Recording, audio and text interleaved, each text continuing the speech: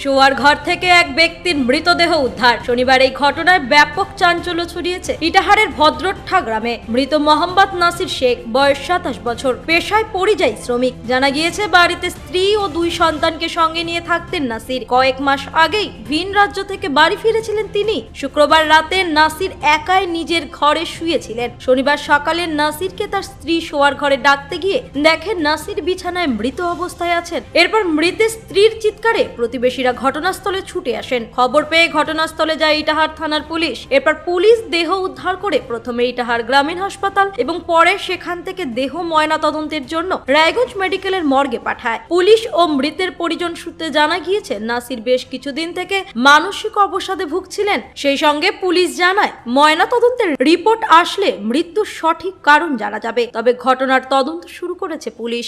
নাম কি? আমার নাম কাফিরুল আলী। তো এই যে মারা গেছে তার নাম কি? এমডি নাসির শেখ। কত বছর বয়স? 27 বছর।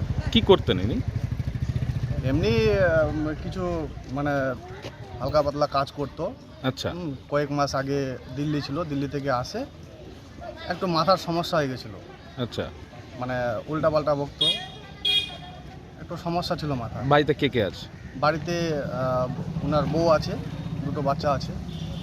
তো আজকে কি হয়েছিল, মানে কি দেখলেন বা শুনলেন কি আপনি? আজকে গিয়ে দেখছি যে ঘরের মধ্যে মানে স্টকেই করেছে। ঘরের মধ্যে কিন্তু গায়ে পোড়ার দাগ আছে, নাক দিয়ে রক্ত। ওটা গায়ে পুরা দাগ ছিল। আর মানে ওখানে যে যে বিছানাটাতে শুয়েছিল ওই বিছানাটাতে আগুন জ্বালাইছিল। একটু মাথার সমস্যা ছিল, হ্যাঁ, সালাই ছিল, বিড়ি খাতো, তো আগুন জ্বালাই দিয়েছিল। আচ্ছা। তো মানে কি আত্মহত্যা করতে গেছিল মনে হচ্ছে? এটা পোস্টমর্টম করলেই বোঝা যাবে।